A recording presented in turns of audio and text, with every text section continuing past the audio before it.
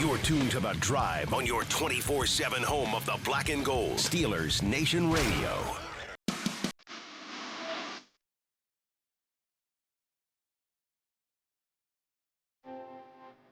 Good afternoon, Steelers Nation. It's The Drive on the Steelers Audio Network. Wes Uhler, Matt Williamson with you here for the next 2 hours on this Tuesday. Matt went to see Journey last night. Yeah. Don't Stop Believing. Don't stop believing, brother. Did the lights go down in the city? Oh, they did. Welcome you with open arms. Did they just do Yep. that? They just played the hits, didn't they? I would say I knew every song but two. And That's pretty good. Like, you're a little old. Well, speaking a little old, I'll talk about the crowd. But all you ever needed in the world of Journey for me, and I like Journey, is Journey's Greatest hits CD. Yeah, Journey's Greatest Hits CD pretty much covers everything except for 2 or 3 other hits that didn't make it, you know, which you end up liking them a little bit more, you know? I mean, so they played like that entire disc, basically, and the couple hits you wanted, and like 3 tunes I didn't know. Nice. Cool. Perfect. That's exactly what we're looking for, you know, right. Stone and Love's my fave. Okay. And my buddy and I were having a conversation about this last night. It's like Stone and Love's probably our favorite because it wasn't on Greatest Hits. You could only hear it on DVE. Sure. You know, that's like, hey, what can I do? Exactly right. Like Zeppelin has songs like that. Right. Yeah, you couldn't physically. I know that sounds crazy to You the couldn't find streaming them. Right. generation, but Right. like, you could not own these songs. There was like 2 or 3 years of my life, I had a cassette recorder next to my radio that if I heard the first note of hey, what could I do? I had to get it, and I never got it. Yep. But anyway, we had a good time. Ran into a Trip Pursuta. That guy at a concert, imagine that. How about that? Passed him in the hall. He had a buddy with him. I had a buddy with him. That was good to see. But not the most active, flamboyant crowd. Sure. It was a good show, but A little longer in the tooth. a little longer in the tooth. Monday night. Monday night, sleepies. everybody was kind of like, I got to get out of here. I got to get home. You know, and they didn't play super long, but we had a good time. A game we were playing, we were looking at all the sections around us to see how many people were standing out of the entire section. If you had 3 or 4, you were winning. Okay. Yes. Yeah, we had a good time. I'm a little worried. I'm going in next month, actually. I'm going in April to see Springsteen at PPG, and I'm a little worried about the set. I'm going to be like, you know me, I'm a jitterbug. I'm going to want to be up and bopping around. I bet it's a little more upbeat and a little younger. Little bit. Everybody's sad. Yeah. Yeah. And what's funny is my wife, we always argue about that at shows. My wife loves the shows where everybody sits. She's like, I just want to sit. Like, That part's great. I'm like, I kind of want to get up. When and the I biggest tune comes on, you're like, shouldn't you jump out of your seat Yeah, excited? move a little to the left, move a little to the right. Like Bill Nunn would say, you want to see the guy's footwork. Right, you want to see right. how they move laterally. But no, I'm glad you had a good time last Yeah, night it was fun. at Journey. And Matt, we're going to go on a journey here in the first hour. See what I did there. Woo! All right. We have gotten, for the last couple weeks, almost every single day, we get a tweet or 2 or 3 from our listeners that are like, where's the mock drafts? Where's the mock drafts? Can you guys fire up the mock draft simulators? We're going to do that in the first hour. All right. But first, to kind of preface it, you sent me a very good article today, a NFL draft top 10 pick mock that was done all by executives across the NFL anonymously via The Athletic. Yes. This is all Mike Sando. So Yes. Sando's been on our show many times. I consider him a friend. Every year that I was at ESPN, he was a ESPN member at that point. We used to write a combined, it was like 3 years in a row. Once a week, we'd write a combined column together, you know, so Sando's awesome. And one of Sando's best attributes is knowing execs in the league. Like when he does quarterback tiers, that's all from quality people in the league. It's not me and you think this dude's good, blah, blah, blah, blah, blah. And if you walk through Indy, some people understand, you definitely will, where the Starbucks is, you know, that crossroads, you know, like That's it. Sando's there all the time. All the time. Yeah, all the time. He's just setting up shop, chatting with these folks. So I thought it was pretty cool just to go through what the league thinks the top 10 looks like now, because I have not looked at it. I just sent you the link. I thought this would be a fun conversation. But I do think everyone's talking about, and this happens after every combine every year, Love's heating up. Styles, all these guys are going up. Styles is going up. Love's going up. All these tackles aren't going to last. They're going to go quicker. They all had good combines. Yeah, but somebody has to fall. Of course. You know, there's only 10 spots here we'll talk about. Of course. Right. So this is just the top 10. Mm-hmm. And this is NFL executives anonymous NFL executives. It's kind of like and they've quotes and Jeremy Fowler puts together every summer those top 10 lists at every position. Right. Jeremy took over Sando's job at ESPN. Yes, exactly right. And it's a combination of like 50 coaches, scouts, GMs. And so this is kind of same church, different pew. Yep. Anonymous NFL executives and how they think about the NFL draft. Top 10 mock here. And Matt. And I think like in this situation, you're not going to get smoke screens and nonsense from these guys. Like we're hearing a lot, and this will be something I'm sure we'll talk about a ton. Hearing a lot more, Ty Simpson's now definitely going in the first round. Like, is that coming from Kansas City and Buffalo? Teams that don't need quarterbacks? Sure. Yeah, right. Sure. So I don't think this will surprise you, but all across the board, unanimous number 1 overall pick, Fernando Mendoza, quarterback out of Indiana. Yeah. I think the only thing that could ever get in the way of that would be if the Jets offered an insane offer because they have so many firsts and things like that. We actually went through that exercise a week or two ago on a different podcast. Like, you be the Raiders GM. What could I pry away to make you move? And we eventually got to a point. I mean, if they're that set, I think they could do it. But that's the only way that this has to be the chalk pick, obviously. Yes. Yeah. Yes. I don't think that surprises anybody. No. Number 2, almost completely chalk, is Arvell Reese. There was one executive who picked David Bailey, the edge rusher, out of Texas Tech. But other than that, they all picked Arvell Reese, number 2 overall to the Jets. I'm shocked it's that chalky. I thought it could be 50-50 Bailey versus Reese. Reese, to me, is a better prospect, but he's just unproven as a full-time edge. Correct. And I think that if they were to take Reese, and this is what he wants, I think they want a full-time edge. And they needed a nose. They traded an edge in what's going to be basically a base 3-4 defense in New York with the Titan move. So I thought that immediately set up for one of these two. Like, I don't think it'll be Styles or Downs or one of those type guys. I mean, I think you fill the upfront need to put opposite McDonald. It makes a ton of sense. Johnson sweat trade. Yeah, especially when you kind of read through the tea leaves of what they just did why would they make recently this move? Here. Right. Yes. Yeah. To set up their next move, which is drafting an edge rusher 2nd overall. And then kind of the inverse at pick 3, pretty much unanimously, Bailey across the board, except for the one who took Bailey 2nd, takes Arvell Reese 3rd. Okay. So they're the top 3 picks. Almost consensus Reese at 2, almost consensus Bailey at 3. There's just one person who had them flip-flopped. Cardinals are 3, right? Cardinals are at 3. Yeah, I should know the draft order better than I do. Yes. It takes me longer than you'd think. Yes. But going into the combine, though, almost everybody had a tackle going there. Mm-hmm. And while the tackles, I think, have helium as a group, there isn't one that's like, I got to take him at 3. Mm-hmm. Right. So I totally get this. Completely agree. Pick 4 then, the Tennessee Titans. Half and half. Half have Carnell Tate. Half have Kedrick Falk, the edge rusher out of Auburn. Ooh. That surprised me. That surprised me, and I don't like it. Surprised me big time. I don't like Falk. I think that's a little rich for Tate, but I can at least. They did just trade for an edge rusher for one thing. They were part of the other side of that deal. Exactly right. They just acquired. Not that they couldn't use another, but absolutely. And the Carnell Tate, okay, 4 is probably a little rich for my blood, but he's wide receiver 1 in this group, and you give Cam Ward a nice, shiny playmaking object. But Falk at 4, man, that would be crazy to me. I think that's nuts. I just don't see enough production. I see the traits, and they could wait to develop them. There's not a lot of pressure to win now, but that's just early for what he puts on the field to me. Tate didn't run well. I'm putting that in quotes.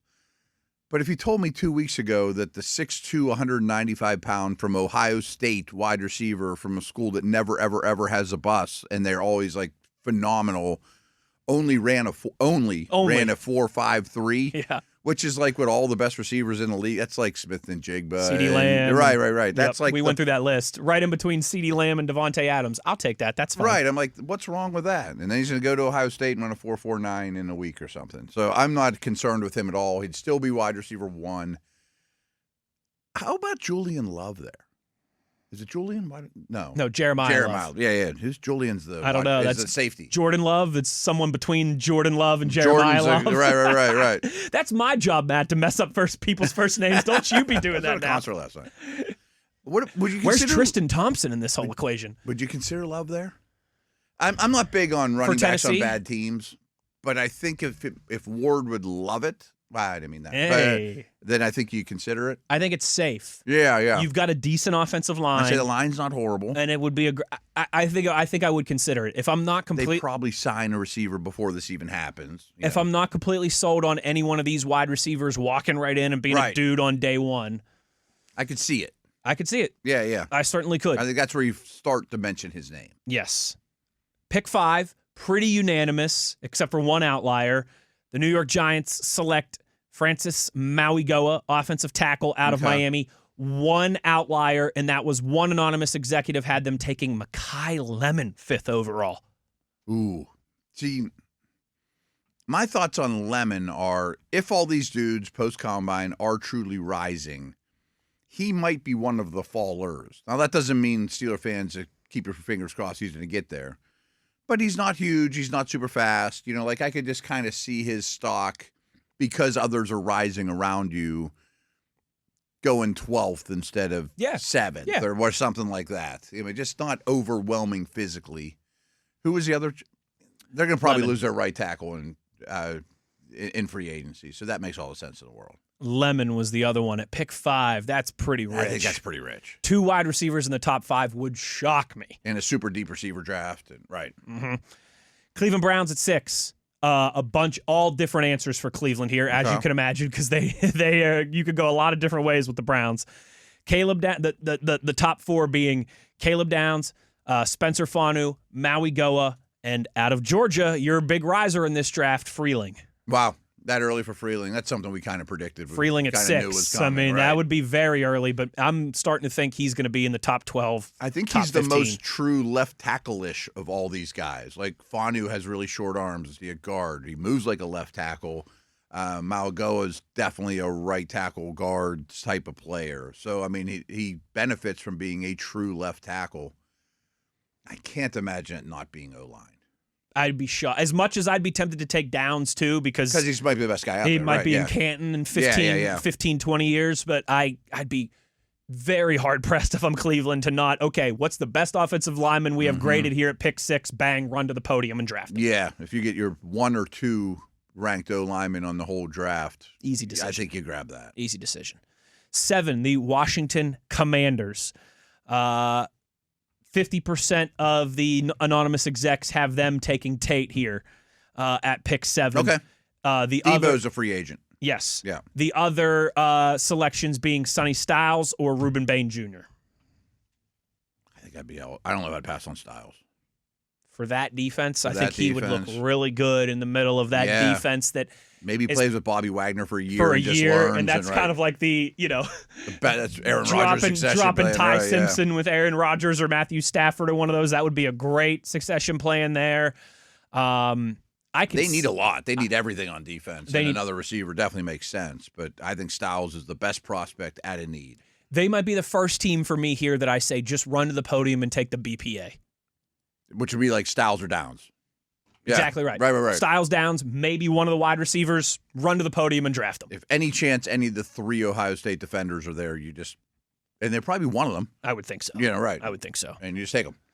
Number 8, the New Orleans Saints. This is where we see Jeremiah Love going for the first time. Okay. Also here, Malachi Lemon being mocked here, Mansour Delane being mocked here, the corner out of LSU. And Jordan Tyson, wide receiver from Arizona State. No clue how to comment on Tyson's medicals. We're not going to get that news. Maybe we'll get some rumblings between now and the draft, but I don't know if it went well or not. Who knows? A receiver would be helpful.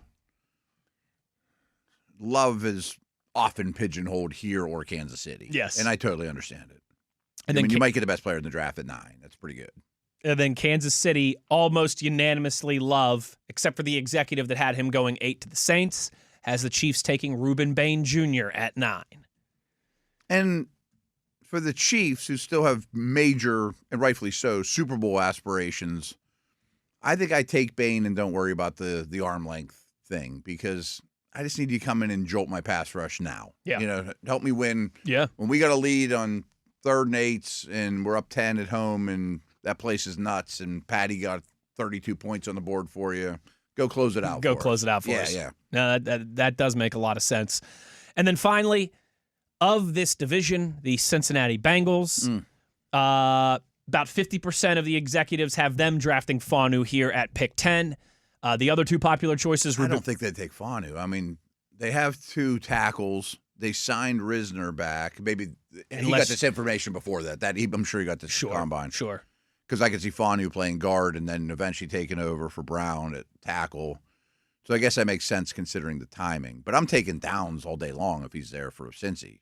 Keep him in Ohio? Absolutely. That's kind of what they do. Ruben Bain, also a popular choice here, as is Peter Woods, the defensive tackle out of Clemson. Man, if he goes 10th overall, my Steeler fandom would be happy about it. These anonymous NFL executives have forgotten more about football than I'll ever know. Sure, they know. But I really soured on Woods in the last few weeks. I wish he was bigger. Yeah. I mean, I just didn't see great tape. I just don't know what box he checks for me to hang my hat on. The tape's not great. The testing wasn't great. The measurements weren't great. I know. Why am I taking this guy in the top 10? Why are we loving him right now? Why would we take him over Banks if I'm taking a D tackle? Right. Right. So that was anonymous NFL executives, how they think the top 10 plays out. Here's what we're going to do. We're going to take a break, and then we're going to run 2 different. Let's do one PFF mocks. We're going to do 2 rounds of mock drafts here. Okay, so the Steelers first. Well, let's do 3. Okay, first 5 picks makes sense. We'll do PFF for 1, and then maybe we can go like Pro Football Network or Mock Draft Database. We'll pick a different one for 2. So that's what we'll do. See how they end up. Right. Yeah, they might be exactly the same. They might be exactly the same. Same 5 players. They might compare and contrast drastically. We will. You've been calling for it. We'll get into it. Mock Draft Simulator 1.0 for The Drive when we return. Wes Uhler, Matt Williamson, just getting started today. It is The Drive, Steelers Nation Radio on the Steelers Audio Network.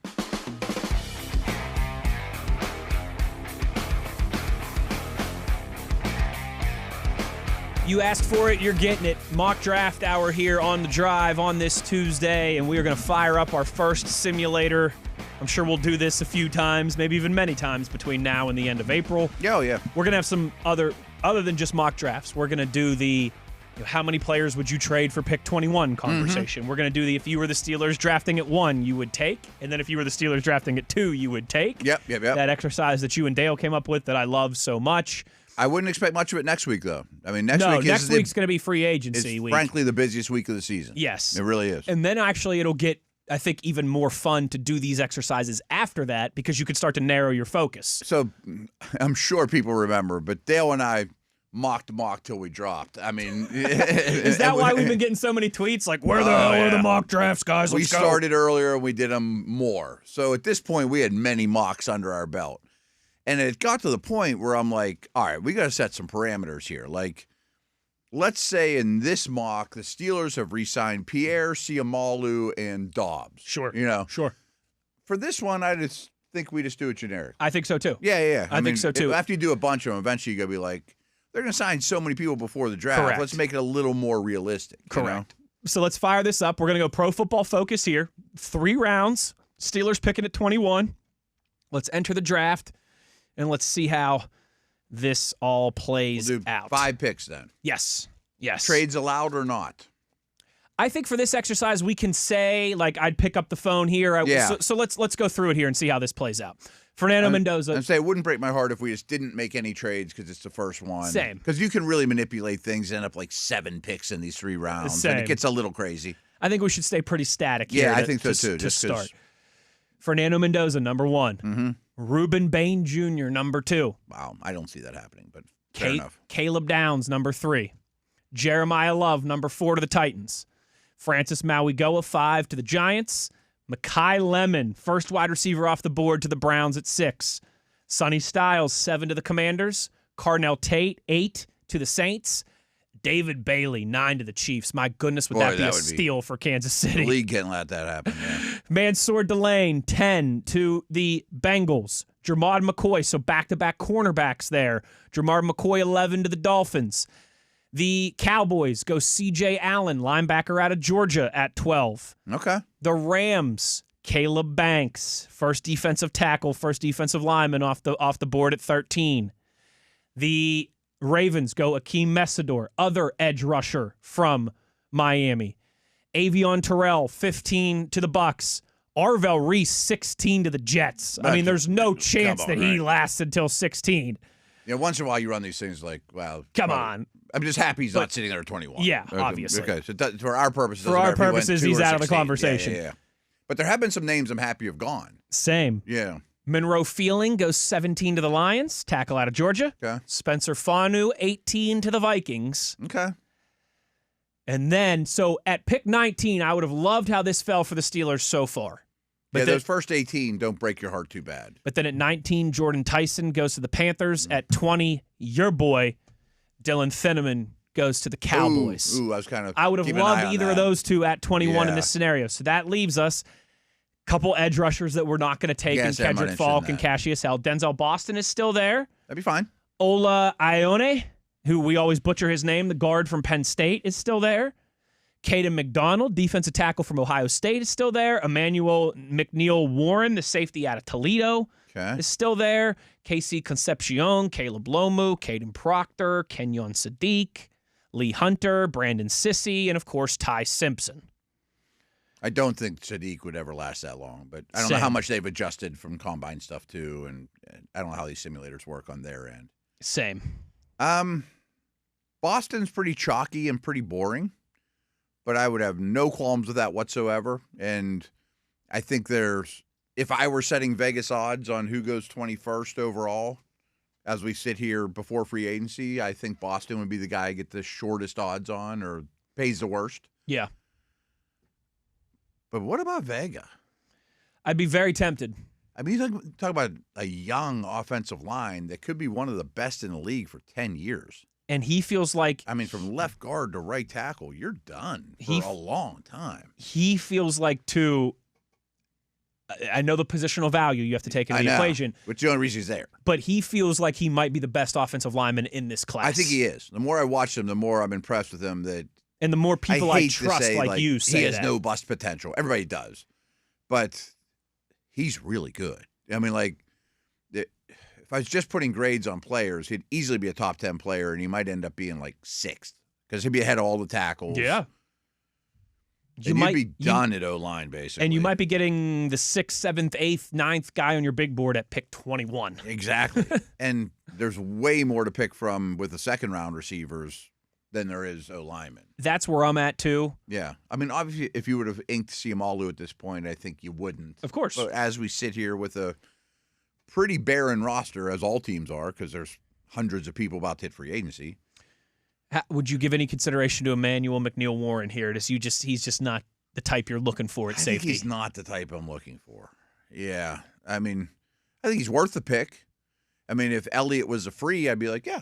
Yeah, I mean, I just think that he would be a distant third behind those two. Your choice. Who do you like better? I mean, is anyone else that's even... We didn't bring up Ty Simpson. He's still on the board. I know he is on the board. He's getting a lot of buzz, but I don't jump out of my skin for that. Maybe Colton Hood, the other corner out of Tennessee. I'd be interested, but I like Hood a lot. Yeah, I think we just assume Pierre or Samuel is going to be a Steeler by then. But as it sits right now, you don't have a number 2 corner. Correct. So how about this? The more I think about this. I don't think you and I are going to do many mock drafts where we're going to take Vega. Right. But I kind of want to see what it looks like. So maybe we do that here to see what it looks like. Yeah. Let's do it. Like, I think everyone will listen to me. I've said I'm taking 2 offensive linemen in this draft, non-centers. So I would still be in the market for maybe next year's left tackle, but way less now. I got 4 young stud starters and the Cook-Jones combination at left tackle. If Cook plays well enough, you could throw an extra year on his deal. Oh, absolutely. Broderick might get reborn, or his health is still a problem too. But I would still like to add a tackle. But that need went down drastically with that pick. That O-line could be the best in the league in 2 years. Oh, it absolutely could. Yeah. And of course, this is freezing up on me now. Come on, Pro Football Focus. It's giving me the spinny wheel. Oh, it was working so well. Oh, come on. We were having fun. I don't want to hit the refresh button because then we're going to lose it all. And then what if he's guy? Oh, goodness. It's just giving me the spinny wheel. What are we doing here, Pro Football Focus? All right. Well, I guess I got to hit the refresh button. Yeah. If he's still there, take him no matter what. Yes. All right, let's run this back real quick. Pro Football Focus, you're on my naughty list. I don't know if you can force things too. I know you can force trades. I think you picks. can. Yeah. So let's see here. He's going to go to the Ravens, though, and screw us all up, and everything we just talked about is going to be shot. All right, he's still there in our refreshed one. Okay. Very good. We'll just take him no matter who else I mean, we're going to take him. Right. And you know what? Actually, some of the guys are 1 or 2 spots different, but it fell very similar here. So fair enough. That works out. Let's take him. All right, so here's what happened afterwards. Chargers went Avion Terrell, corner out of Clemson. His drills were really impressive. Yes. Let's see here.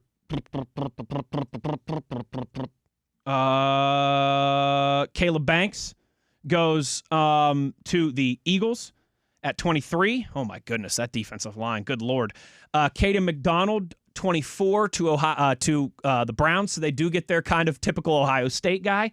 Kenyon Sadiq, 25 to the Bears. See, this is where it gets wonky because, I get the positional value there, but the Bears aren't drafting a tight end. No way. But 2 years in a row? No chance. Bills Speaking of the Bears, there's breaking news. Oh, boy. I don't know who this dude is, but Brisker SZN, he does have the little check mark by him. Okay. Max Crosby and a 4th-round pick to the Bears for the Bears' first, their second next year, and DJ Moore. Interesting. I assume that's real. I'm scrolling through the Schefters of the world, and there's nothing about it. I mean, he's got over 5,000 followers. I'd like to see Schefter say. I was going to say first. I'm very skeptical in this world now. But I think it was even Schefter yesterday that said, "I think Crosby's going to get traded next day or two." Okay. I very much knew DJ Moore would be on the move, and the Raiders could absolutely use him. This compensation adds up, and the Bears are a team I've brought up many times with Crosby because yes, I think you know me. I'm not Washington a year ago. Most of these teams that run before they can walk are not one player away. But he's pretty darn close. Yeah, I'm gonna get back to the mock, but that just let's keep came an eye. across Let's our keep phone. an eye on that. Yeah. We'll see it. If we can maybe confirm it. We'll see if it gets tweeted out by any other heavy hitters. We'll have our crack team of producers in here keeping an eye on it for us. Emmanuel McNeil-Warren goes 26 to the Bills. T.J. Parker, edge rusher out of Clemson, 27 to San Fran. Peter Woods, defensive lineman out of Clemson, goes to the Texans at 28. Ty Simpson to the Rams at 29. That'd be a perfect landing spot for him. That's where he should go. Yes. Yeah. Denzel Washington goes 30 to the Broncos. Caden Proctor, 31 to the Patriots. And Caleb Lomu, 32 to the Super Bowl champion Seattle Seahawks. Okay. I tell you what, those two teams would be happy getting those guys at 31 and 32. Yeah. That doesn't usually happen to Super Bowl teams. No, it does not. It's probably too late. I mean, Boston at 30 caught my eye, though, too. I'm not willing to give up what you'd have to give up to go from mid to late second all the way to 30. But if he would have fallen, if we leave on Thursday and he's still out there, I might be calling to get to the top of round 2 for him. Absolutely. Especially if he drafted a guard in the first round. Absolutely. Or Thiedemann or somebody like that. Round 2, Jets on the clock. Brandon Sissy, corner out of South Carolina. He seems to get some steam right now too. He's rocking Very up those draft boards. Casey Concepcion goes 34 to. Came in a little bigger than I thought he would. I don't know why a guy like that wouldn't run at the combine. Makes no sense. Makes to me at all. no sense You're a at fast all. Guy. Right, running the fast track with everybody else, but he was bigger than I thought. Keith Abney, corner out of Arizona State, goes to the Titans at 35. A little bit of a run on corners here. Colton Hood at 36 to the Raiders. Zion Young goes 37th to the Giants, edge rusher out of Missouri. Emmanuel Pregnon, one of the other Oregon guys that we haven't talked about much. He's a guard. He goes 30. I like him a lot, by the way. He goes 38 to the. I think he's going to be. If he's floating around the second round, and the A&M kid too, Besantis. He's going to be one of those drafted in the Zach Frazier range type guys, and I think those he could interior linemen to play 12 years and are very really good. Yeah, very good. 39, the Browns take R. Mason Thomas. I think he was a president of this country at one point. He's also an edge rusher out of Oklahoma. 40th, the Chiefs, they go offense this time. They take Chris Bell, wide receiver out of Louisville. Bengals at 41, defensive lineman Christian Miller out of Georgia. 42, the Saints take one of my draft crushes, Lee Hunter, defensive lineman out of Texas Tech. His jumps and things were really bad. He might fall to the Steelers' second pick. He might, and I'd be interested because he can do I don't nose. care about nose tackle. I don't jumps. care about nose tackle and how vertical he can get. Right. I got everybody else on that defensive line to bat down passes. Eli Stowers, the athletic freak tight end out of Vandy, he goes 43 to the Dolphins. You definitely want him going before 52 or whatever the Steelers pick. Agreed. As probably this guy too, Anthony Hill Jr. In other years, he might have been linebacker number 1 in this class. Could be. He goes 44 to the Jets. Omar Cooper Jr., wide receiver out of Indiana, who made some circus catches throughout the season. He goes 45 to Baltimore. 46, Max Ianachor, one of the... Oh, I have a crush on that. You guy. really like that? Yeah, I like him too, but I think you're even a bigger fan. Yeah. Hey, you know me, I got a soft spot for the 2 years from now, he might be the Big best 12 lineman in guys. this He class. very well could be. He goes 46 to the Bucks. Gabe Jacobs, edge rusher out of Illinois, goes to the Colts at 47. Blake Miller, tackle. Maybe their first pick. Yeah. Yeah. Blake Miller, and they could use some help in a lot of different places. Yeah. Blake Miller, Falcons' first pick, Okay. goes the tackle out of Clemson, goes to Atlanta at 48. D'Angelo Pons, the undersized but nasty cornerback from Indiana, goes to the Vikings at 49. Keontae Scott of Pick Six fame in the Ohio State playoff game out of Miami, the corner, goes 50 to the Lions. He's corner, safety, slot, jack of all trades. He's one of those defensive old back. guys. He's like 24, 25 already, but he's a very intriguing prospect. He would be a very helpful piece to anyone. Yes.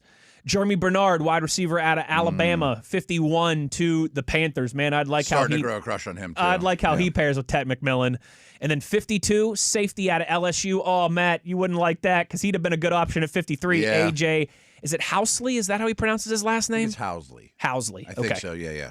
So the Steelers on the clock at pick 53. Here's what we're looking at. I feel like we almost have to go receiver. I feel like I mean, after passing on one in round 1. yes. I mean, there's other places of need, but... Jake Galladay, linebacker out of Cincinnati, still there. Caleb Tiernan, tackle out of Northwestern, still there. Dante Corleone, who I really like, would love him as a potential third-round guy if he was in this conversation. If you want to watch some fun tape, go back and watch The Godfather, yeah. when he was bursting onto the scene 2 years ago against senior dominant Zach Frazier. Oh. That entire year, battle, Zach Frazier dominated the Big 12. Dante Corleone was the one exception, the one guy who gave him some problems. Now, I mean, I think we won that game like 40-14, but that was like the one game his senior season that Zach didn't dominate. Okay. Was against Corleone when he was a young sophomore at Cincinnati a couple years ago. That's fun tape to watch. Chris Johnson, corner out of San Diego State.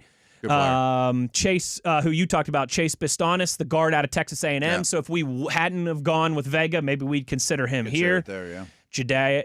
Jadarian Price, the other running back from Notre Dame is there.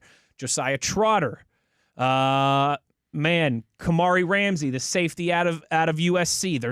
You're not listening to any wideouts. I'm not listening to any wideouts. Let me filter this by wide receiver. That's why you can get in trouble. Like we took the best guy, and I think it made perfect sense. But now, if we would have taken Boston, we wouldn't be in this predicament where you have to take a guard. But when you took the guard, who I think is a better prospect, I think you have to take a receiver. I think you're spot on. But I'm not going to go. I'm not taking a third-round guy just to take him. But there's still some intriguing ones left here at 53. Okay. Elijah Surratt out of Indiana's there. All right, I could live with that. Malachi Fields out of Notre Dame. Oh. Zachariah Branch out of Georgia. How about Brazel? Is he still Brazel there? is still there. Okay. Skylar Bell from UConn. C.J. Daniels from Miami. Deion Burks from Oklahoma. So, who's your favorite? I think you have to grab one of those. All those, I think, are worth the second I think pick. the top 3, Surratt, Fields, and Branch. Yeah. Branch is a little for my liking. So then this is one of those. But hey, not knowing what you have. If you go out in free agency and you get another big body type, but but we're kind of but playing if they signed Wan'Dale Robinson, I'm not taking Ranch. Exactly right. We're kind of playing it as it lies at this point. Exactly. To use a golf term. Real generic. Yes. I think I'd go with Fields. I think I would too. Let's do it. Malachi Fields out of Notre Dame is our pick at 53. Okay. Helping the offense. It's giving me the spinny thing again. What is going on here, Pro Football We've Focus? had a long segment. We could do two rounds for this. Let's do that, too. This has been longer. I don't know why I thought that we would fit all of 5 picks there's a lot here. Of talking through. There's a lot of talking through. Even if you don't go through every pick. Like I would, for future reference, I wouldn't go through every pick. Yeah. Especially on day 2. I mean, between absolutely. Second and third round. Yeah, that's a good point. Yeah. Maybe the few that are right before the Steelers pick, just so we can see what was there. But in the first round, it makes sense. But. Yeah. But in this exercise, we came away with Vega, offensive guard out of Penn State, and Malachi Fields, wide receiver from Notre Dame. Strong. And I think we'd take that right now. Let's take a break here. We have 3 picks to make in the third round. Where we go there? Would we consider any trades at that point? That's how we'll close out the first hour when we return. Wes Uhler, Matt Williamson. It's mock draft hour here on The Drive, Steelers Nation Radio on the Steelers Audio Network.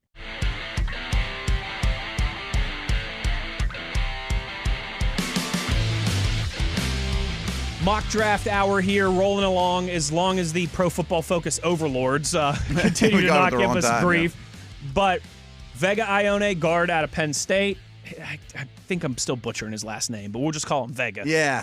And then Malachi Fields, wide receiver out of Notre Dame, were our first and second round picks. We are back on the clock at pick 76, Matt. So we have 3 picks left in this segment. 76, 85, and 99. I'm not sure I would be 100% done with receiver. So it's funny you say that because if there's ones like, boy, we were just thinking about him. Zachariah Branch is still on the board. That's kind of fun. I might double dip. Right. They're so different. Young, cheap. It'd be one thing if you just drafted a smaller, speedier, slot-capable guy, but you didn't. So I urge everyone, and we talk about this a lot, but probably need to talk about it more.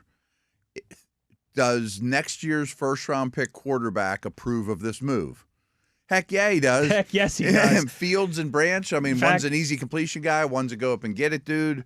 You got 4/5 of a young offensive line. Like, you're making life easy for whoever that guy's going to be. Mm-hmm. Who else is floating around? But Chandler Rivers and Dalen Everett, both corners. Rivers out of Duke, Everett out of Georgia. Rivers is a slot. Edwards would also be kind of a safety slot, bigger slot type guy. Nuss is still there. Jacob Rodriguez is still there. That shocks me, but I don't think he'll still be there at 76. I don't either after the way he tested. Yeah. But. You know who's still there that would intrigue me? It's not a position of need, but he could be a top 20 player in this draft when it's all said and done. Michael Trigg, tight end out of Baylor. Yeah, I can't take a third tight end. Yeah, I can't do it. I think we go. You take Branch. Zachariah Branch. Right. Let's do it. Let's see if our overlords. Then you probably start focusing defense in a big way. Dude, it's hilarious. Why does this thing? It's like every time we go to make a new pick, it freezes up. Yo, Pro Football Focus. What are you doing? Get your bleep together here, guys. What are we doing? Goodness gracious. All right, hold on. Let me refresh once again for the millionth time. We're never using Pro Football Focus again for this exercise. They're out.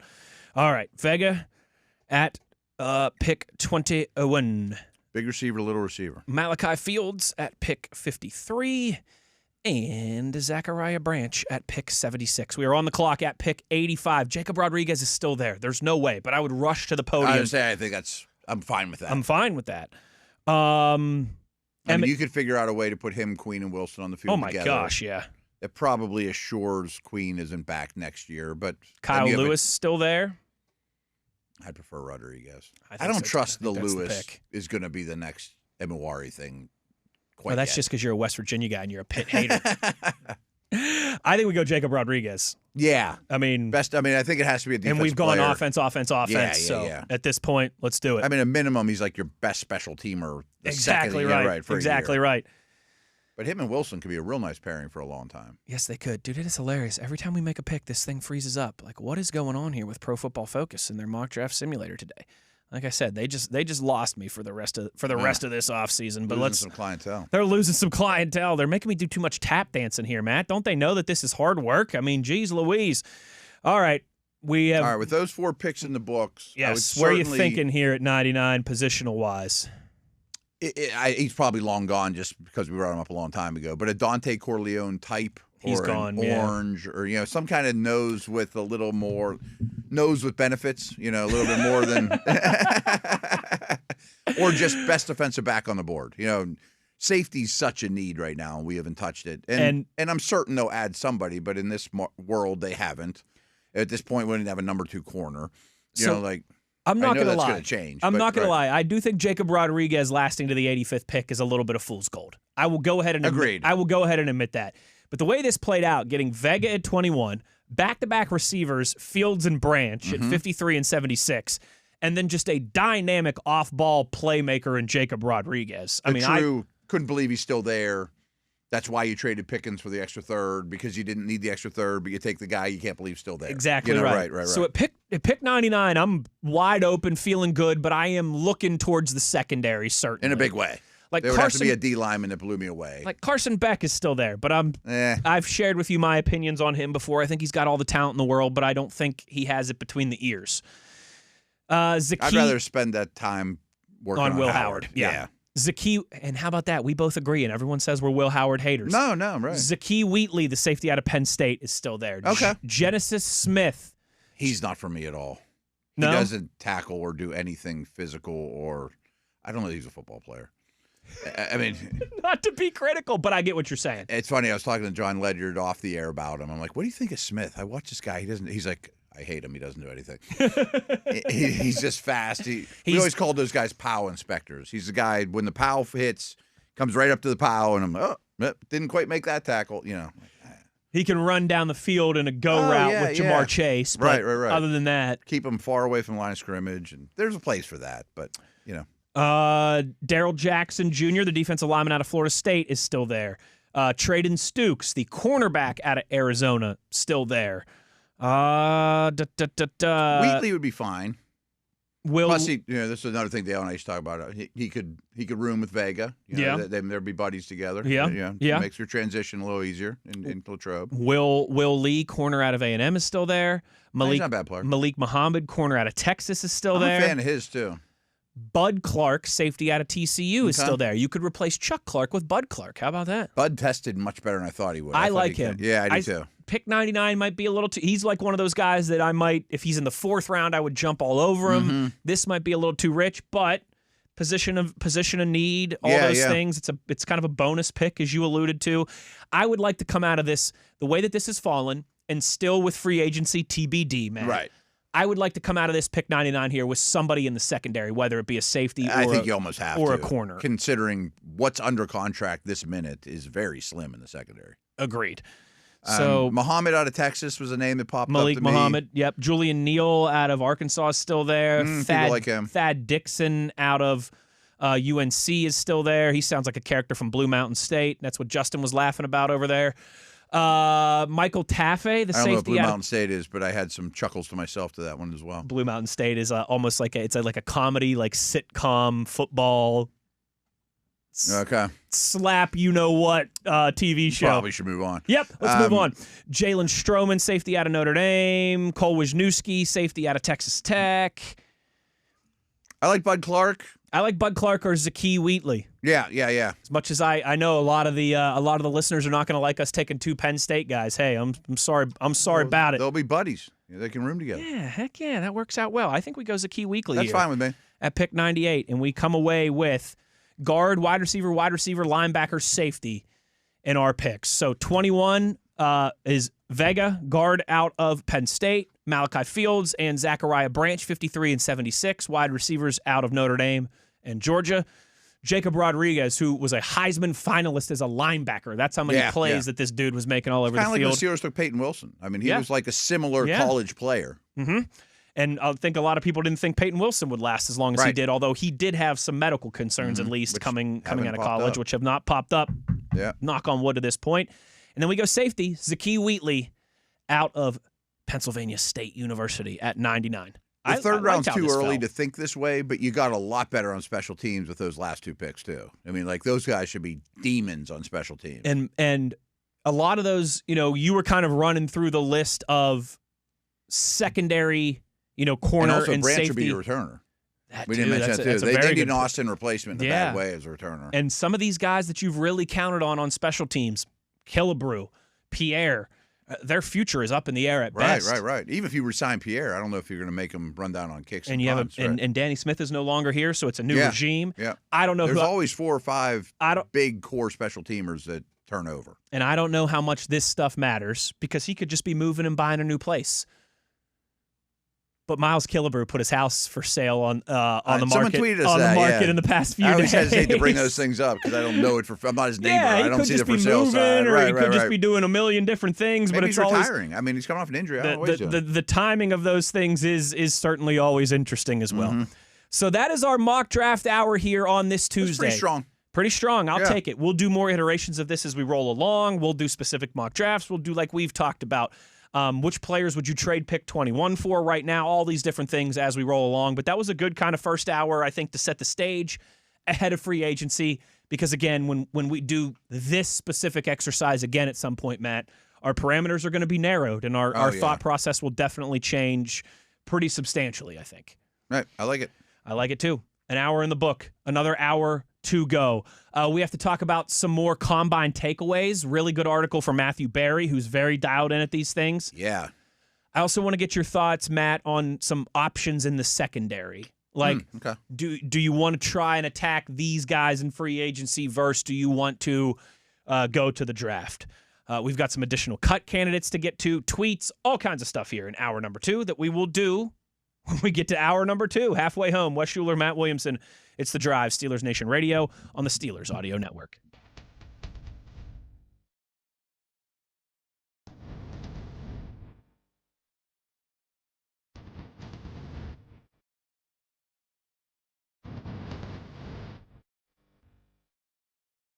Good evening, Steeler Nation. How we doing? Well, that's good. Us too. Hour number 2 here of The Drive. It's Steelers Nation Radio on the Steelers Audio Network. Wes Uhler and Matt Williamson. Mock draft hour in the books. Now it's time to roll along here, Matt, with some interesting rumors from Matthew Berry, kind of on the tail end of Combine Week here. Yes. Let me preface this a little bit. I did not see Matthew at this Combine. I almost always do. Yeah. I mean, he usually comes on with us. He often does, yeah. It's weird. We had an amazing year of guests, probably our most loaded ever, and he wasn't one of them. Yeah. And I consider him a decent friend, too. We were ESPN together, and he started his podcast when we started ours of Football Today a million years ago. So really, really good dude. He had his own table. I don't know if he went all the way over there. It was a Matthew Berry table, Berry, right? And I never saw him sitting at it. But this is something he's done, I think, since he left ESPN. So it's like 3 or 4 years in a row. And I always make a note to try to find it the day after the Combine because he's not a reporter, but he talks to people, and he's very likable. I think people just tell him stuff. And when he puts this out, he's remarkably accurate. When you look back, he nails a lot of them. So I thought it was worth a segment. I remember a few years ago when I don't remember if I was on air with you, if it was you and Dale and I was producing, if all three of us were on, because at the Combine and things like that, we always kind of mix up our shows. Could have been and Jerry. There's cross, exactly right. Yeah. But I remember you saying to me, like, he mentioned, I'm working on my article about the things that, and I remember we go to break and you were like, hey, because you always used to be good with this with me, my first couple Combines and training camps, you'd be like, pay attention to that. Like, that's he's not here and he's not Schefter trying to break stuff, but people tell him stuff. He's not some clickbait. No, bar he's got enough followers. Something that's trying to just get a bunch of clicks and impressions. Matthew's very comfortable. He's doing just fine. So, do you know he got a start as a Married with Children writer? No kidding. Yeah, he's got a really interesting backstory. Yeah, he was super smart, writing for like one of the biggest comedies in the world at the time. And he's like, I'm going to try this fantasy football stuff. I just want to give it a shot. And he was great at it. I love people with interesting career paths. Yeah. You're one of those people. See, mine's kind of boring. Like, went to college, did the internship. To be a journalist, got the job. Went to broadcasting school, got internships, got a job. Here I am. I do love people that get to this, or any got field, my medical really. degree, became a doctor. Like, the path you're supposed to take. Yeah. Right? Yeah. Went to school for 7 years, didn't come away with a medical degree I'm kidding. That's me. I did one extra semester, okay? I had to take a victory lap in there. He posted 35 interesting things that he heard at the Combine. Mm-hmm. I don't think we need to go over all 35. No, but there's some noteworthy stuff. But there's Steelers do pop up. There's Steelers in here a couple times. There's some big kind of quarterback domino stuff in here too. So with that, Matt, the first one I think, again, just kind of domino effect, is hearing that Derek Carr will unretire and play in 26, and that the Saints are looking to trade him to the New York Jets. The Jets come up a few times here in conversation. I read this just before I left the house, or this morning or whatever. So the Jets come up linked to Kyler a little. Yes, he said if not David Carr, Kyler or Fernando Mendoza, although he thinks the Mendoza stuff is a little bit of a reach. Yeah, again, I think they're the only team that could convince the Raiders to go for next year. And again, that was a fun exercise. Like when we did it on the podcast, as the Raiders GM, I ended up with the Jets' first-round pick next year, which you would end up with the Raiders first and the Jets first. Chances are one of those is going to just land a quarterback. Those teams stink. These teams stink. And Garrett Wilson, which wouldn't be as relevant if they happen to land DJ Moore. Sure. And I think we ended up with like their second of 2 first-round picks. So the Jets would have the first pick and the second pick, and I think we added something else to it. I mean, you got a big haul. Heck yeah. And the Jets could be like, we're going to sell tickets. We're going to take Reese and Mendoza. And they still would have future picks. Kind of what the Texans did a few years ago exactly. at 2 and 3. Right. They took Stroud and Will Anderson. You could make a story where that trade makes sense for both, especially if you don't think Mendoza's the best quarterback you've ever seen come out. I might go to door number 2 if I was the Raiders. I mean, you're trading Crosby. I mean, you're not going to win this year either way. When we talked to Q Myers of Locked On Raiders and the Raiders Audio Network at Radio Row in the Combine, he seemed to think that, the Raiders will listen, but it's going to take a Godfather-type offer. I forget how he phrased it. It was funny, but yeah. He said, I listen to commercials on the radio and I watch them on TV, but that doesn't always mean that I'm buying. He's like, I listen, but I'm not. I heard you, but I'm not always. You're not. You're not signing up for your service right now. Right. Exactly. He did have a funny way of saying that. Speaking of Kyler Murray, will not play for the Arizona Cardinals next year. I don't think that surprises any of us. No, I think that bridge is burned. That the Jets have identified Carr, but if not, we'll circle back to Kyler Murray. Okay. If it doesn't happen for either of those teams, his best guess would be Minnesota. All right. Oh, he also heard Atlanta could be a in play for Kyler Murray. Interesting. Okay. If you're the Jets, if you took Carr, would you be interested in Simpson at 17? I think you have 3 first-round picks next year. I think I would wait till next year, but I think you could see that mock situation. Simpson, Carr could be your and later guys. If you think there's something there with Simpson, absolutely. Yeah. Absolutely. I guess that's what it comes down to. You're right. Yeah. But if you wait a year, you're also building a nest for those guys too. Speaking of Arizona, Matthew Berry says, I hear they want Malik Willis badly. One source told me, and I quote, Malik Willis to Arizona for $30 million a year. Book it. I've heard this from a lot of different angles. Like, that might just happen the day that the tampering. And hey, I get it. It'd be a heck of a payday for a guy that was a 3rd-round pick. And, yeah. But, man, he'd be going from some not so. I mean, Green Bay is a good situation where he's the backup. Yeah. But he'd be going from. He's been in some rough situations, and man, this would be another tough one. It would. At least it's a new offensive-minded head coach. Yeah. The receivers aren't terrible with McBride and those guys. And if it's the same reason I'm super interested for the Steelers. If you're Arizona, you might have solved your problem, and they have a lot of cap space. So I don't know if it'll be 30. That's a big number, but I think that's the most logical fit. Here's an interesting one. Speaking of the Minnesota Vikings and quarterback situations, Matthew Berry says, if I had to bet on today, starting quarterback for the Vikings in week 1, I would take the field over J.J. McCarthy. I would too. I've said that for a while. You can't just roll with him. But to start week 1, I figured it would have been J.J. McCarthy, and then they'd have like a Geno Smith or a Kyler Murray or somebody waiting in the wings. I think Geno's more sought after than people think too. He pops up in here once or twice, but I've heard people that I trust, I think, blame the Raiders more than they blame Geno for last year. I think Geno's like the perfect McCarthy sidekick. Back to Minnesota, could be interested in trading for Mac Jones. If not, they'll take a look at Kyler Murray and Geno Smith. And yes, a potential reunion with Kirk Cousins could make sense. Okay. And there's a lot of names we've thrown out there for Minnesota quarterbacks. Absolutely. I mean, he's probably going to get one of them right. Absolutely. And he says Minnesota has absolutely zero interest in Tua Tagovailoa. I don't think anybody in the league has any interest in Tua.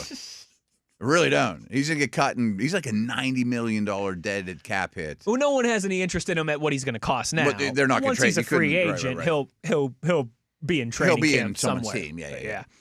But I don't think anyone's looking at him as he's our starter. Speaking of the Dolphins, they will not trade A-Chain or Jalen Waddle as they consider them cornerstones for this rebuild. Okay. I can understand that, but let's revisit that at the trade deadline when they're 0-8. Then you might consider it, you know? Then you just might. Let's see here. There is more of a market for Joe Flacco than people expect. Could be a reunion in Atlanta with Kevin Stefanski, depending on Michael Penix's health. That didn't blow me away. I thought he played pretty well. I thought he played really poorly with the Browns, and then he went to the Bengals and played quite well. So he could be a sidekick. Final quarterback I like nugget. the Penix tie in there, right? That would make sense. A good mentor. You're right. Big arm, similar style. Penix doesn't run even though he's fast. Final quarterback nugget. Colts expected to move on from Anthony Richardson, as we discussed, I think, last week in Indianapolis. I want him to be like a chief. Potential landing spot for him sounds like Cleveland because Todd Monken thinks that he can develop him into Lamar Jackson style, athletically gifted. Okay, fine, but how are you going to develop him and 7 other quarterbacks at the same time? Right. With Watson, Lumen, or whatever. And Shador and Dylan Gabriel. Yeah. And I want Richardson to go to like Buffalo or Kansas City or somewhere with sit behind a future Hall of Famer. Some athleticism in front of you. Yeah. That just no pressure on your shoulders at all. Yeah, I completely agree. Perhaps the most surprising rumor that he heard all week, Kenneth Walker to the New York Football Giants. Seattle is expecting to lose him. People have been talking about this for like 3 days now. I get it. And I think it also goes to show that Scadaboo's a little overrated. I mean, I think he's a nice piece, but he's a nice piece. But everyone's he's like, Johnny Knoxville. You can't count on him to be a starter for 17 games. So many people when he's riding his motorcycle into a brick wall. So many people are like, oh, this is such an appealing job for Harbaugh to take the Giants because he's got Dart and Thomas and Neighbors and Scadaboo. And he can bring Linderbaum with him. I'm like, one of these things isn't like the other. Scadaboo is not a reason you take the job in New York. At least I hope not. No. And he's a fun player, and I like him a lot. And I hope he stays healthy. But and like Jackson Dart would love having Walker, but absolutely. I don't know. That being said, I'd probably just roll with Tracy and Scadaboo and use my money somewhere else. I concur. I am with you. I concur on that one, partner. Let's see here.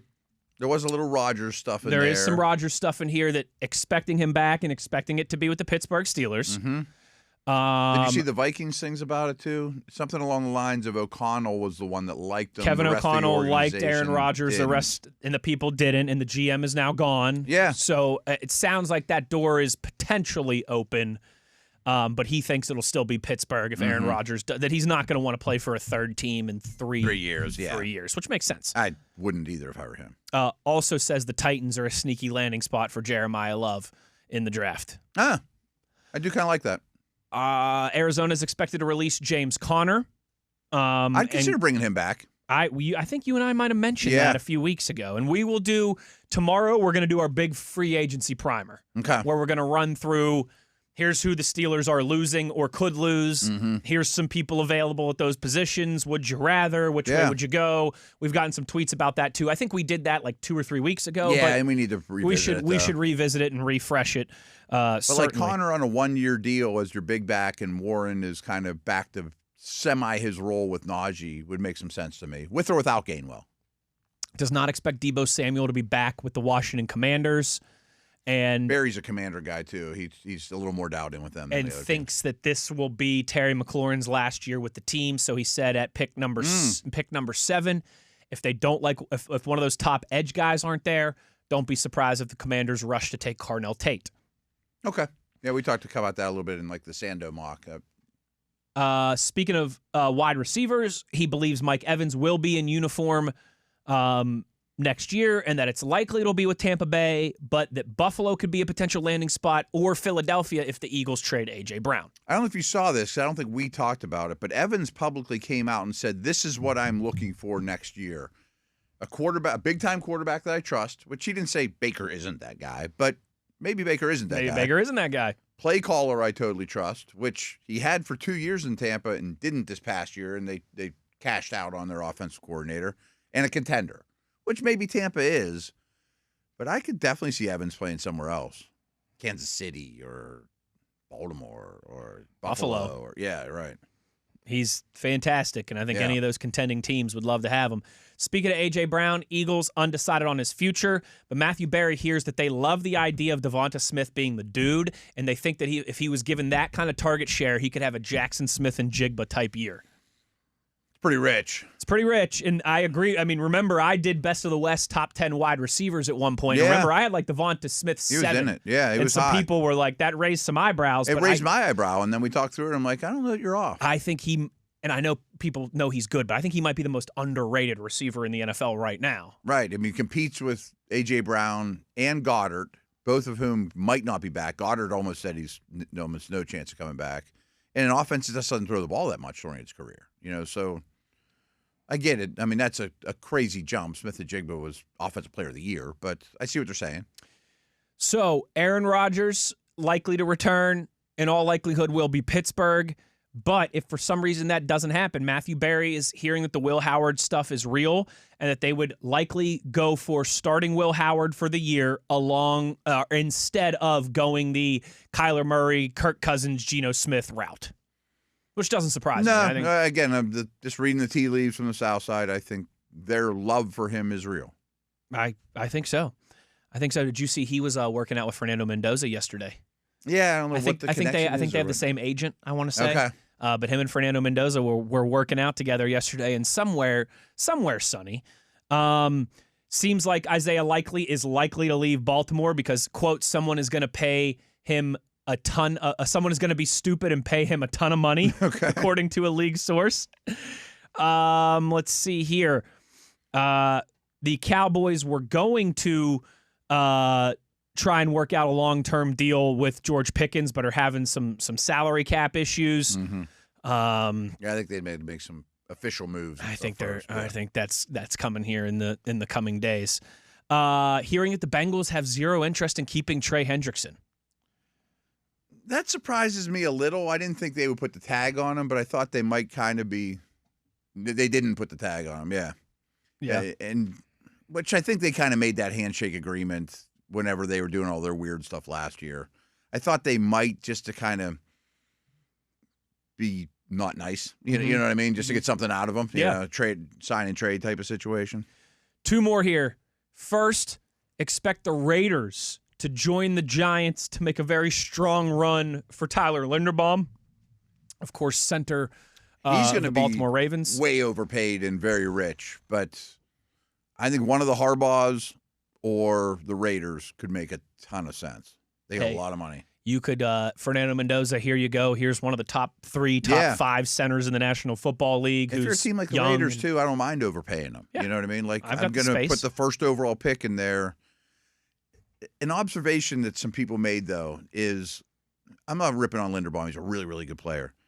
But the Ravens had a lot of protection busts last year, which almost always directly results from the center. Everyone just talks about how you block and, boy, look at him in space. But if he doesn't make the right protection call, doesn't matter. That's a problem, right? Yeah, exactly right.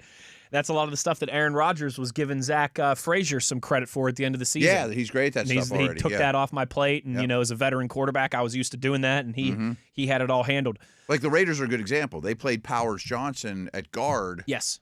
Learn the league for a year with the plan of, at least last staff, we'll bump you into center because there's a lot more above the neck stuff that you need to know before we do that. They all can't be, as smart as those West Virginia Mountaineer educated centers. I mean, I know Oregon's a good university, but WVU, that's like Harvard compared to that place, baby. Last one says it's going to be a very interesting free agency period because 10 new head coaches in the NFL, 20 new coordinators in the NFL. Quote, it's going to be wild and weird, end quote. Has to be. I think the beginning of the season is going to be weird. I think that definitely free agency and draft is going to be less predictable than it was.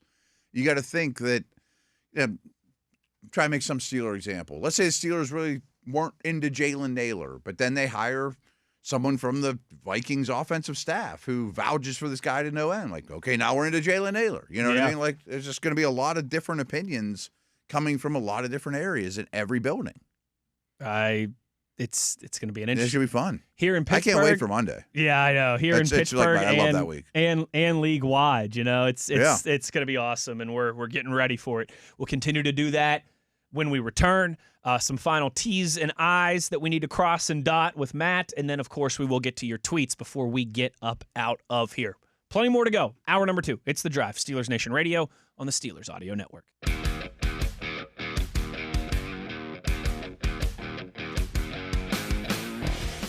So today, 4 o'clock, was the NFL tag deadline. Franchise tag, transition tag, you're it. Yep.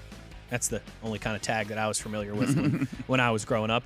And with that, Matt, we have some reports of teams that have decided for or against using franchise and transition tags. This has been something we've kind of been keeping an eye on and talking over some of these names. It's one of the shoes to drop in the NFL calendar, you know? Exactly right. So let's talk about some of these shoes that have dropped here in the last hour or two that we have been on air. Seattle Seahawks not tagging Super Bowl MVP Kenneth Walker. I kind of thought they might, but we did that Matthew Berry conversation, and they have other fish to fry. I mean, they got to extend Smith and Jigba and Witherspoon, and they got a lot of dudes in secondary hitting free agency. Maybe but Charbonnet's injury, I thought they might do it and run it back after winning it all. Yeah, I know it sounds weird because you have to do what's best for the team, but can't get all nostalgic just because you won the Super Bowl. But there is part of me that it's weird. Like, how often have we seen a Super Bowl MVP who's not with that team the next year? Right.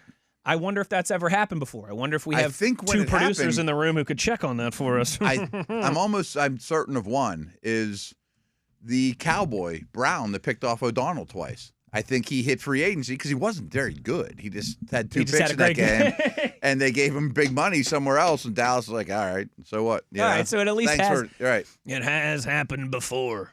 That's from Major League. Speaking of running backs and the franchise tag, Breece Hall has been tagged by the Jets. He took to his social media accounts and posted, "I've always been the type to bet on myself." Oh, Tyler just wrote Nick Foles. Nick Foles. Well, that's a good one too, yeah. Foles. All right, I got one of the greatest. Like, I love good crowd banter. Yeah, okay? yeah. Like, I love the English soccer games, and you've got the two fan bases chanting back and forth. I worked for the Eagles for 3 years. I was with them when they won that first Super Bowl with Nick Foles. They blew out the Minnesota Vikings in that NFC Championship game. I see where you're going with this now, I will never forget being in the booth, and it's like 38-7, and the celebrations are on. It's late in the fourth quarter, and they're doing the skull thing. 70,000 Eagles fans are doing the skull chant of the Vikings, but they're going boom, boom, Foles, boom, boom, Foles. I was like, my goodness, that is great. That's creative. That is fantastic. I always wonder how you get all 70 on the same page. Well, I think it started with like a section, and then it just right. spread. Everyone's like, "That's so good." That's so good. Dum dum. Foles. Dum dum. Foles. 70,000. One person started that. One person. Yeah, like me and you said next to each other, like, let's try this. One person and who then was the probably whole stadium eventually probably does it, 9 Miller Lights deep. Was right. Hey, it's a real good idea. And it was. It was a great one. It's great. Breece Hall has been tagged by the Jets. I think they didn't hide that. They have so much money. Big payday for him, which he'll take. Yeah. If it could be a trade candidate. It could be. You could flip him for a second-round pick to the Chiefs or somebody like that at the deadline. I think it makes a lot of sense. He gets originally, a I was like, why would you give a running back money? But you got to pay somebody. You got to pay somebody. Yeah. You got to have somebody on that offense that can do something for you. Give him the ball, and maybe you flip him for a second-round pick at the deadline or something like that. The Vikings are now open and listening for offers for Pro Bowl edge rusher Jonathan Gennard. I heard that. They would like to keep him, but they have salary cap issues and are willing to have trade conversations. Sounds like Aaron Jones and Hargrave are both getting cut. At some point, they're going to have to give money to some kind of quarterback. That's not going to be cheap. That's at least in the starting competition. Grenard's a little older, though. I think he's like 31 or 32. He's fine. He's just more of a number two all day long. He's kind of been an underrated player, but now he might be a little overrated. He'll be 29 here soon. Oh, I thought he was older than that. He'll be 29 soon. Yeah, they'll have a market. Couple more weeks here. Quality edge rushers have markets, especially like after the Crosby domino falls and Hendrickson lands somewhere or whatever. Where else we at here? Trey Hendrickson not being tagged by Cincinnati and will become an unrestricted free agent. That just screams that they had some kind of deal in place. They didn't put it in writing or didn't let Schefter know about it or whatever. But okay, from last year, you mean like when he was holding out, and they gave him a little more money. And if you finish this year out for us, we'll let you walk. We'll just let you walk, and everybody will be happy. Play this year out and go from there. The Indianapolis Colts are using a transition tag on Daniel Jones. The transition tag, $37.8 million for quarterbacks. That's more than $6. Yes, for quarterbacks. That's a little over $6 million cheaper than the franchise tag. Mm-hmm. But it does give Daniel Jones the opportunity to sign an offer sheet with another team that the Colts would have the right to match. So there's a lot to unpeel here, and I might be a little off in my figuring, but they can still use. We got to be honest here. The deadline is actually in 45 minutes from when we're recording. Because I only say that because I think there's a chance they franchise Pierce as well. They still have 45 minutes from when we're actually speaking these words to do it or not. And they basically told Pierce, we're not letting you go. I don't think Pierce is worth the franchise tag for a receiver, but you can overspend these circumstances, and you could talk contract with them. But wouldn't you want to know who your quarterback is before you sign a long-term deal with the Colts? And they can at least be like, Daniel's not going anywhere. We tagged him too. You can use both tags. I mean, so that's kind of what I wanted to open with. As for Jones, he's got to be a really tough negotiation right now because of his injury. You know, you got him at a bargain a year ago coming away from the Vikes when he hadn't really done anything anywhere. And he played really, really well, and then he got really, really hurt. So the transition tag can at least work of, Daniel, you're more than welcome to go get in touch with Atlanta and Cleveland or whoever, and if they decide to give you a deal, pay you $50 million a year, we'll match it or we won't. That's kind of like how, remember when Lamar was shopping himself or whatever? Yes. They were letting the league do the negotiations for you. I see it this way. You see it that way. You want more than I want to give as all negotiations go. But if you go around the league, maybe we'll both have a better idea what your true value is. We can't come up with it on our own. So let the league do it. My bet is the league is not going to even barely contact him. You know, he's just going to be a Colt. It'd be way different if he was coming off a healthy season and he looked like he did in the first 10 games of the year. Right. I think it's going to be Jones and Pierce I think there it makes in some way, makes a shape, lot of or form. sense. Yeah. Which I kind of hope Pittman gets cut is what the bottom line is. And then Matt, and perhaps the most stunning decision of the day, and it feels like we see this about every offseason now, Drew Dahlman, 27-year-old center of the Chicago Bears, has announced his decision to retire.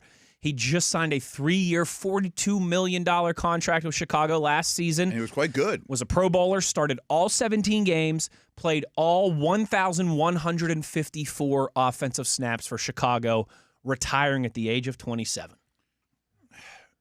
Remember, the Bears went out and got 2 guards and a center this time last year. They signed Ben Johnson, free agency and trades hit, and they just rebuilt the entirety of their offensive line on the interior. And it was great. And he was really good, as you mentioned. Now, all this is hard on GMs. This is like the Shazier Tuitt situation. Like, I didn't see this coming. I thought I'd at least get another year or two. It's 27. A 3-year deal on the guy. I thought he was happy. We were happy.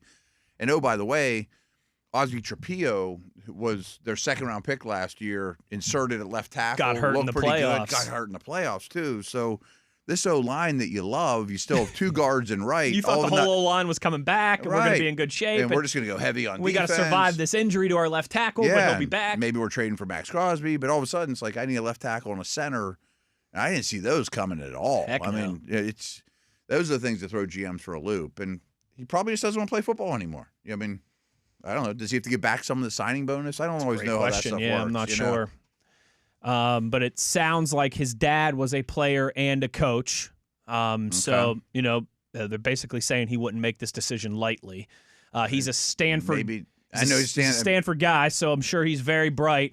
It made me think Andrew Luck because of the Stanford thing. Yeah, you know, like into Castro, right. retired, I think, a little bit earlier than we all expected. It's like I can go do a lot of other things. I got my nest egg. I made some money. Yeah. I've got a great degree. I can go do a lot of other things that aren't going to beat the crap out of me. And I'm totally guessing, but maybe Daddy Dahlman has terrible knees or, you know, things from being a player and coach. I would imagine so. Right. Maybe he's seen his dad for 20 years, you know, hobbling around, and he's like, I'm not. And maybe Dad's told him since he's 7 years old, those last 2 years crushed me. I should have hung it up before that. Yeah. You know, who knows? Yeah. Wishing him all the best. Hopefully, hopefully it's not because of any underlying, you know, anything crazy or anything like that, but certainly surprising news across the timeline. I'm trying to think like what a parallel for the Steelers would be. I mean, it's not like Porter or Frazier, but it'd be somebody a little older than that you're counting on. Like Mason McCormick, maybe, if he did this next year. Right. After he goes to the Pro Bowl and then retires. Like somebody you kind of just invested in and we're happy with, and then I didn't think we had that need. Now we have that need. Mm-hmm. Right. Yeah. I don't think there's a direct parallel for the Steelers, but maybe Highsmith. Yeah. You know, somebody like that. And I think Highsmith's a better player, but Dahlman was a Pro Bowler. But yeah, I get what you're saying. It's Surprising for Chicago, and as you mentioned, as a GM, it's like, oh man, I thought we had our offseason and our plan and our needs, and here comes a massive curveball. It's really hard to overcome. Wishing him all the best, certainly. One more segment to go. You know what that means. We will close down with your tweets. Questions, comments, concerns, reactions at Wesley Uhler, at Williamson NFL is where you can get involved. It's The Drive, Steelers Nation Radio on the Steelers Audio Network. Final segment of The Drive here on this Tuesday. Yins know what that means. It's time to go to the X Twitter and shut this thing down for the day. Cody tweets us, and he says, if I can get my computer to load, I tell you what, maybe it's your computer. Maybe it is. I don't know. This thing's only a couple years old. I hope it's not the computer. Cody tweets us and says, in theory, next year's quarterback class should be better, but can we ever find a firm list of guys that will be out of eligibility? Dante Moore just turned down being the potential number 2 pick in the draft to come back to school. Expect that to continue. Yeah, that's hard in today's day and age, Cody. Yeah. Because even the guys that seemingly might be out of eligibility, we've seen that change in Trinidad Chambliss is a great example. Diego Pavia. Everybody thought that he was going to have to come out last year. He was able to get another year of eligibility. But this is more up your alley than mine. I mean, but what I can tell you is there's about 8 to 10 really strong names today, which is much better than most Marches, any season going in. Now, does Arch have to come out? Does Sellers have to come out? Does what's-his-face from Oregon have to come out? I don't know the answer to that. Ohio State, all these dudes. I would imagine Chambliss does. Yes. I mean, there's no way he's going to extend it more. But so I don't know that I think exactly. Sellers is out of eligibility after this year. I kind of thought Moore was too. I mean, I know that he could have went back. I think he could still have 2 more years if he wanted to. Really? Yeah, same with Arch. I would expect. And I understand the appeal of going back. Totally. Way higher than Moore. Totally. But I think of the big name guys that we've kind of kept tabs on. Most of it, there'll be a couple who end up going back, certainly. Yeah. But of the Arch and the Sellers and the Dante Moore and the Jaden Mavia out of USC and some even of these, like Mateer. Yeah, Mateer. I think he is going to be out of eligibility. I think Miava is out of eligibility. So who's the dude that transferred from Cincinnati somewhere? Sorsby. People really like him. Yeah, I have no idea Sorsby. what his eligibility is. I like people Sorsby. Really like Sam him. Levitt as well too. Another I name think he's out of eligibility. Yeah. So by the time, I'll tell you what, Cody, by the time we do Around Campus again in August or September, probably when we bring that back, I'll have a more concrete answer on that for you. Terry tweets us and says, where or if? That's a great question. That is a very good question. I'm not sure everybody 100% knows. So hard to get concrete answers on that stuff now. Terry tweets and says, where or if does running back fit into the Steelers' draft plans? Thanks, and keep up the good work. Maybe no matter what, I'm using a 5th or 6th round pick on a back. And obviously, what happens with Kenneth Gainwell next week plays a huge factor into this. But I just don't think you can count on Caleb Johnson to be in the equation. There's a handful of dudes on this team that I'm really happy are going to be in Latrobe, and I'm really happy that they're current Steelers.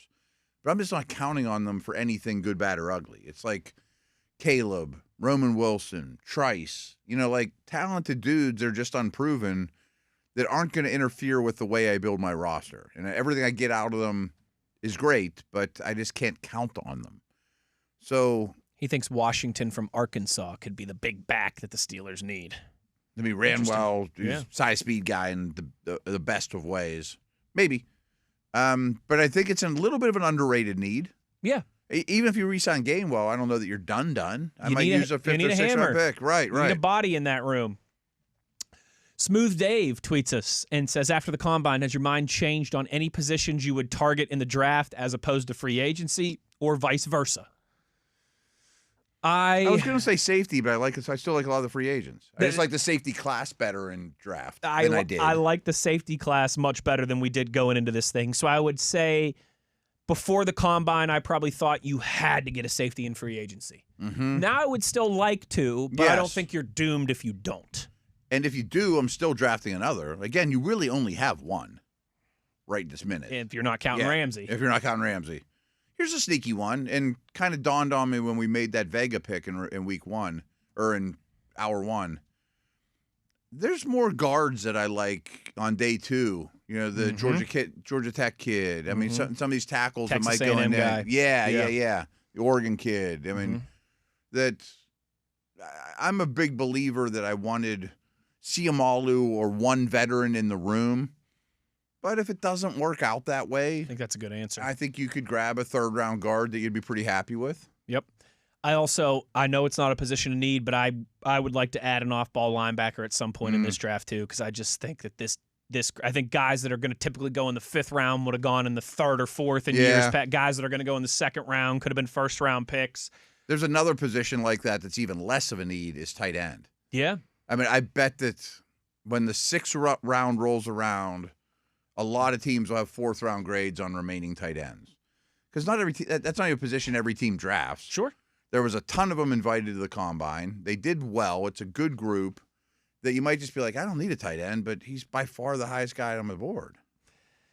It's like I told you when we were doing that mock draft exercise and we got to I think it was the 3rd round picks and Michael Trigg was still there. And I was like, right. I know it's not a position of need, but he might be a top 25 player in this class by the time it's all said and done.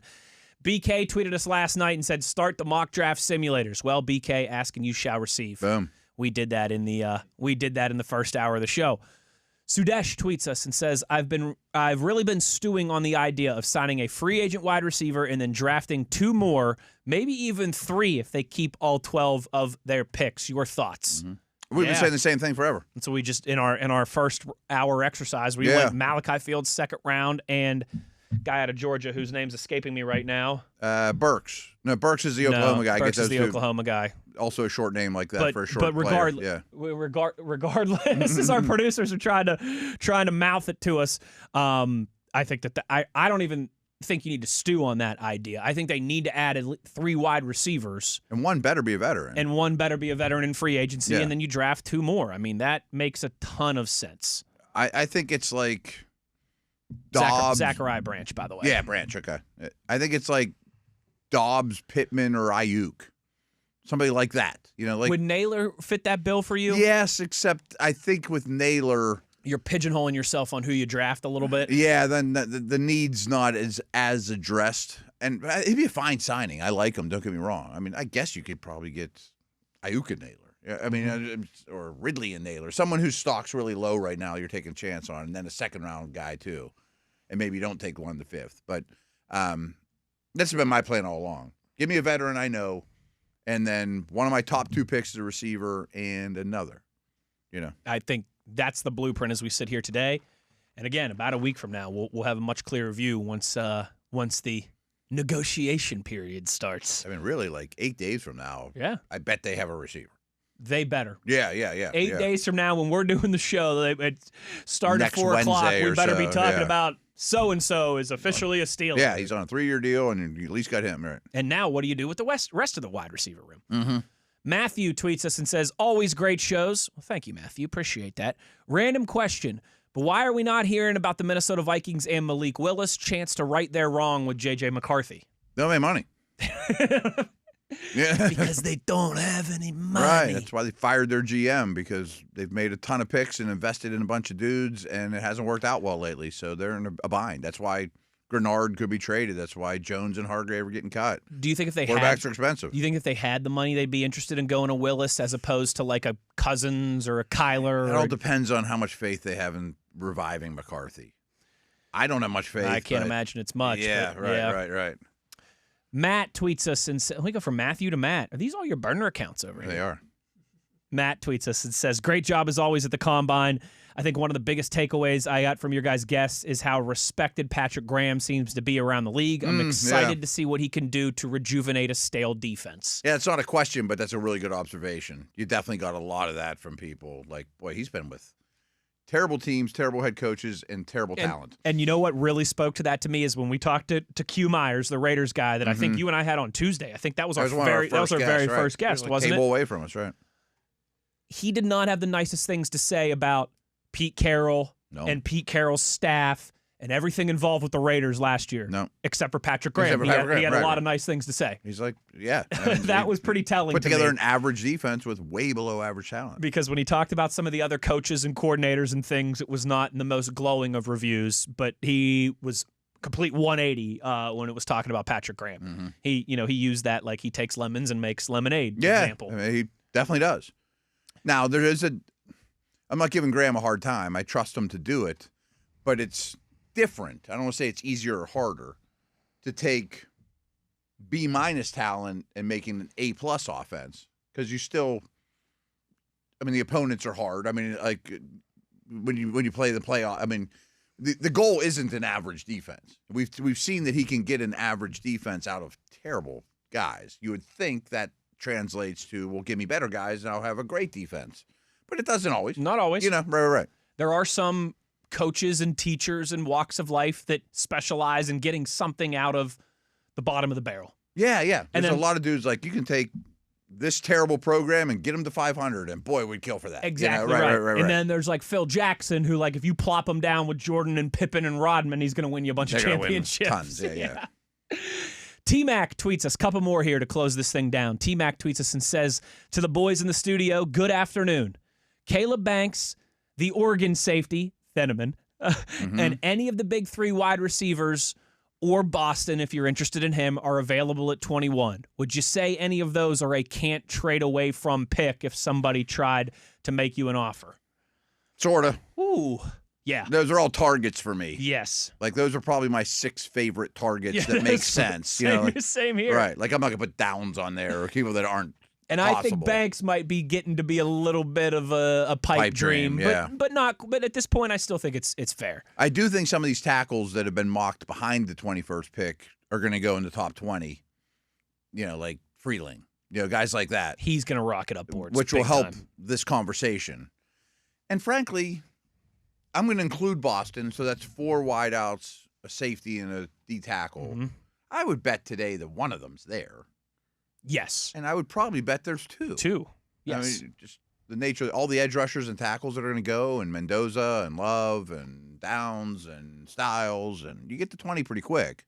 Of those 6, would you trade your 21st pick for all of them? For how many of them? I definitely would for the Ohio State receiver. Yes.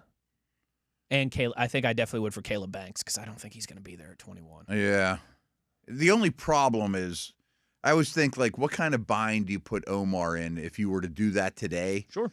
He might be like, you just screwed up all my plans. Yeah, exactly right. All my plans are screwed up. You just pulled the Jenga piece that we couldn't pull. We've been spending weeks building this master plan for the offseason, and I like Banks too, Matt and Wes, but you just totally screwed it all up, and I got to go totally back to the drawing board now to find my receiver and whatever.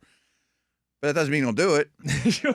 You know what I mean? He still might be the 10th guy on your board, and you get him at 21. Yeah. You know. It's interesting. Yeah. T-Mac also adds, do you think Drew Aller pushed his stock up to a day 2 pick? I do not, but some people might. Not for me. Not for me. No way am I using a 3rd on him from what I know about him. You know, I almost never say stuff like this. So when I say it, I mean it.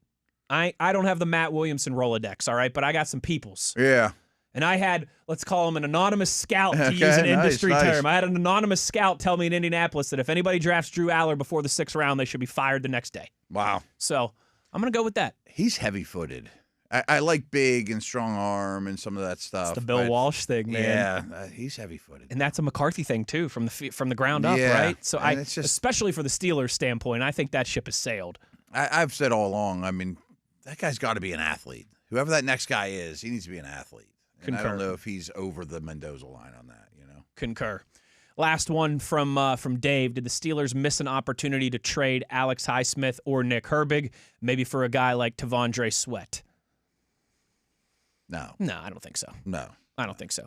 Sweat would be a very nice addition. He had a lot of off-the-field issues. Not bad person, but he got to be 370 pounds by eating a lot and not working out enough, yes, you know, yes. And that could easily revert. I would not have given up either one of those guys for him. I think there's a scenario argument you can make for trading one of those big three edge rushers. Yes. But I don't think that ship didn't sail. That ship didn't sail. No. And I think if I was doing that, I'd be looking to add somebody explosive on the offense, a guaranteed explosive playmaker on the offensive side of the football. And you could have convinced me to trade for Sweat, but I think they wanted the edge guy in return. You know, that there's a reason that was a 1-for-1 swap. Yeah, totally. Good stuff today. Some Yeah, good questions, some good tweets. Had fun firing up the mock draft simulators. We'll continue to do that all throughout the offseason, obviously. But tomorrow, let's do our final free agency primer, okay?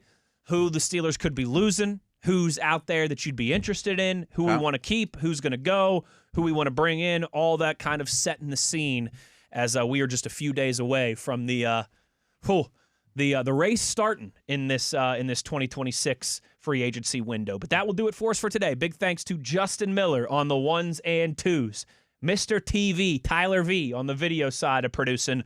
For Matt Williamson, I'm Wes Uhler. Take care, everybody. We will talk to you tomorrow. As always, you know where to find us. It's on your 24/7 home of the Black and Gold, Steelers Nation Radio on the Steelers Audio Network.